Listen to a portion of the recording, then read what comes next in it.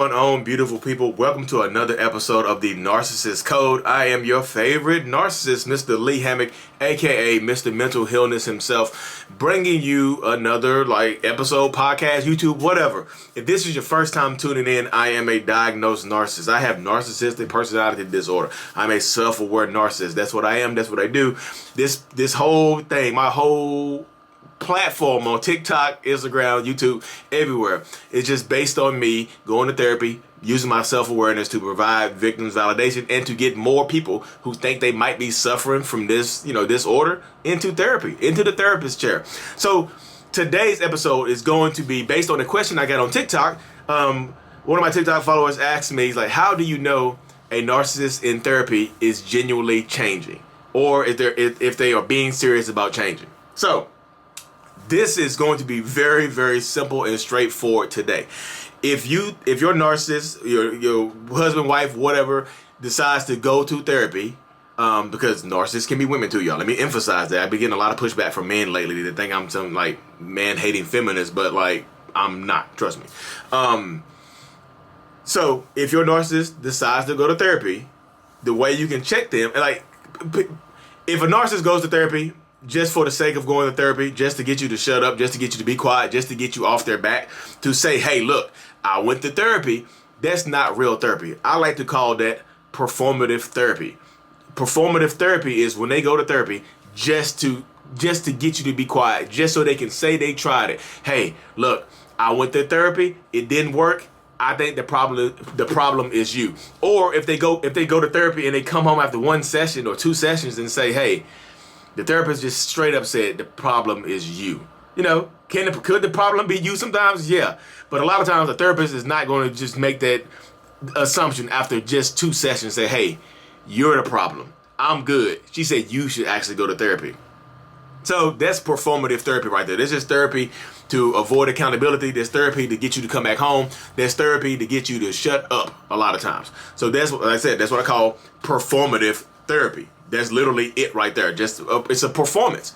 Therapy then becomes a performance for that narcissist, that toxic person, that possible narcissist and whatnot. So the ways you can test a narcissist to see if they really are changing in therapy or they really are, the therapy is actually somewhat working a little bit, is to, how do you feel? After multiple sessions of therapy, how do you feel being around them? Do you feel lighter? Do you feel like you're still walking on eggshells? Do you still feel uncomfortable sharing things with them? Do you feel uncomfortable expressing your feelings and things like that? Because if nothing has changed in the way you feel, then is therapy really working? Because you still don't feel comfortable. You still, it's how you feel. How you feel is going to be the telltale sign right there. That's the telltale sign. After 5-10 therapy sessions, are you feeling like you can express yourself more? Are you feeling like I said, the eggshells have finally picked up off the ground? Because there's still gonna be some eggshells. There's still gonna be some pushback, a little bit. Because even me being in therapy since 2017, I still give my wife pushback when she's trying to express herself. So pushback is going to be expected, but it should not lead. Always ask yourself: is the reaction that you get from trying to talk to your person, your narcissist or whatnot, is it warranted? If you ask a simple question and it turns into an explosive blow up, was that warranted? If you try to express your feelings, say, hey, you hurt my feelings, is that reaction warranted? If they scream at you, you hurt your own feelings. You hurt your own damn feelings. I ain't hurt your feelings, you hurt your own feelings. You just stop being so emotional. Stuff like that. Is that reaction warranted when all you said was, hey, that hurt my feelings, can you not do that anymore? Is that warranted? So that's another test right there. So if you another test, go up to your narcissist or your possible narcissist or suspected toxic person and just try to express your feelings to them. Normally this would not work, would it? Normally you could not go up to your narcissist or whatnot and you could not express yourself in fear of retribution, in fear of being put down, in fear of being invalidated almost immediately. So go up to them and do it. After 3, 4, 5 therapy sessions, go up to them and do it. See if anything has changed. That's how you test it. They can go to therapy and they can go to therapy and talk all they want to in therapy and come back home. But if nothing changes at home, then is anything really changing? That's how you can test it right there, right then and there. That's your test right there. Is anything changing? Can you express yourself? Another test, another way you can see to see if I'm talking super fast, y'all. Another way that you can test and see if therapy is really working is like, enforce a boundary. Just literally enforce a boundary. Say no to something that you would normally say yes to out of fear. If they say, hey babe, can you do this, that? And you normally would just say yes, even if you're tired or exhausted or something like that. Say no. Say no. Can you do it? How did they react to you when you say no? Is it the same? Are you scared to say no still? Are you scared that like enforce a boundary? Hey babe, I don't really like that. Hey babe, I don't really, that's not really what I want to do. Is your opinion being heard?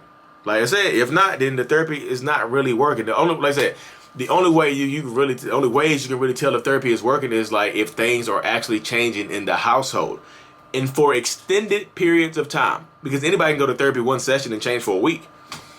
Anybody can do that. What about a month later, 2 months later, 3 months later, a year later? Have they reverted back to their old behaviors? Have they said therapy is enough? Because I don't think anything. Like, if you're a narcissist out there listening to this video, watching this video, I don't hate you. I got love for you because I'm one of you. Even though sometimes you probably think I'm trying to demonize you and villainize you, I'm one of you. And no matter what I do, people are still going to consider me a narcissist and a bad person. No matter how many people I help, no matter what I do, people still consider me a bad person just because I have narcissistic personality disorder. Point blank, period.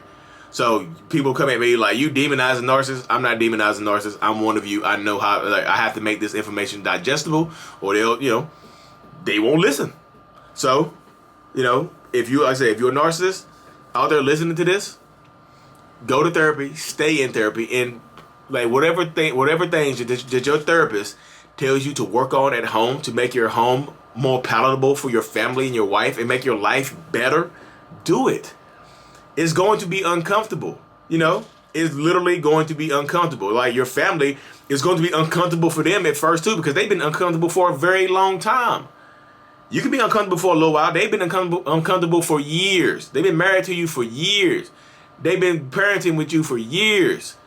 You've been their dad or their mom for years. They've been dealing with this for years, this uncomfort. You can be uncomfortable for a little while. Therapy is uncomfortable. Change is uncomfortable. Reaching out to get help is uncomfortable.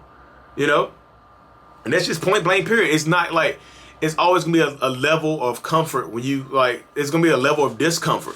And like I said, I posted a video today and somebody asked me, they're like, why did you go to therapy? Why does therapy work for you and not for anybody else? Like why does therapy work for you? Why did you stay in therapy and things like that? And I had to tell them, like, me being in therapy right now is faith. Like, I told you the story about my wife calling me a narcissist and I ended up going to therapy, to get her to come back home.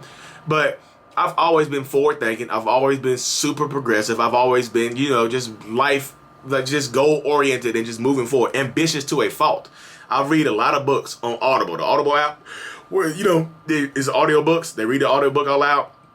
There's a book I was reading. I cannot think of the book I was reading, y'all, because I read so many books. It had a poem in there by Haruki Murakami about the storm. Like, I loved it. I heard the poem. I pushed pause. I Googled it and screenshot it. Put it in my screensaver. If you don't know the poem by Haruki Murakami that I'm talking about, it goes like this. It's about the storm. It goes, and once the storm is over, you won't remember how you made it through, how you managed to survive. You won't even be sure whether the storm is really over. Oh my goodness, this dang on website. Sorry, y'all. I gotta start over because the dang on website tried to make me buy something. And once the storm is over, you won't remember how you made it through, how you managed to survive. You won't even be sure whether the storm is really over. But one thing is certain. Once you come out of the storm, you won't be the same person who walked in. That's what this storm is all about. And that is by Haruki Murakami. I screenshot that. I put it as my screensaver. For a long time. My very first therapist appointment, I'm in the therapist's office, nervous, shaking, don't know what to expect. I'm looking around trying to feel comfortable.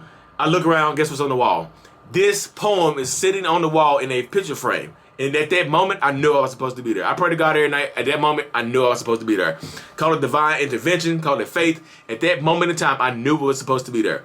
So if you're a narcissist that's looking for a reason to go to therapy, find it. Find your reason to go to therapy. Find your reason to stay in therapy, If you're in a relationship with a narcissist and you can't leave, stop trying to change the narcissist. If you're in a relationship with a narcissist and you don't want to leave, you want to make it work with them, to each their own. I don't judge anybody. I do the one-on-ones. I don't judge anybody because some people call me. I mean, they do the one-on-ones and they want to know how to make it work with their narcissist. They want to make life more palatable with their narcissist, and sometimes they can't leave because they're financially dependent upon their narcissist. They moved across the country or overseas or something with their narcissist. So they can't. They isolate. They alone. They want to make life more palatable. And I tell them, stop trying to change that person. The only thing you can do is change you. You can only change. You can only work on you. Stop putting so much time, effort, and energy into trying to change the other person, and literally put it into changing you. Change how you react to them. Change how you give them the power over you. Change how you give them all your energy. Focus on you. Go out. Go out. Do something by yourself. Find validation in yourself. Find validation and love in yourself. And self-love is the only. You have to love yourself more than you love that narcissist. You just have to. You have to love yourself more than you love your husband or your wife or whatever. Because you just have to. Because if you give them more love than you give for yourself, you're stuck forever in a perpetual cycle of unhappiness. And you're stuck there. And there's a hole that you cannot. There's a hole. I'm telling you, once you get in that hole, it is hard to dig yourself out. But you can dig yourself out because you dug the hole. You still have the shovel in there. Dig yourself out. You can do it. Once you get in that hole, you can literally dig yourself out because you dug yourself into there. You have the shovel. Put the shovel down. Stop digging. Climb out. Stop digging. You know what I mean? You got it though. But like I said, I know I got off topic a little bit because I get passionate about this therapy stuff though, because it's Mental Health Awareness Month. I get passionate about therapy. I want more people to experience therapy and experience the freedom of therapy. Even if you are not a narcissist, go to therapy. Talk your problems out. Talk your issues out. Don't work your issues out on your partner, on your kids, on your family, on your coworkers, on your boss, on your subordinates.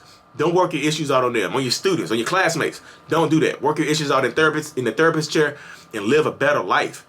Because the only way that you can live a better life, and the only way you can affect positive change is if you affect change on yourself first. You have to change yourself first. It starts from within.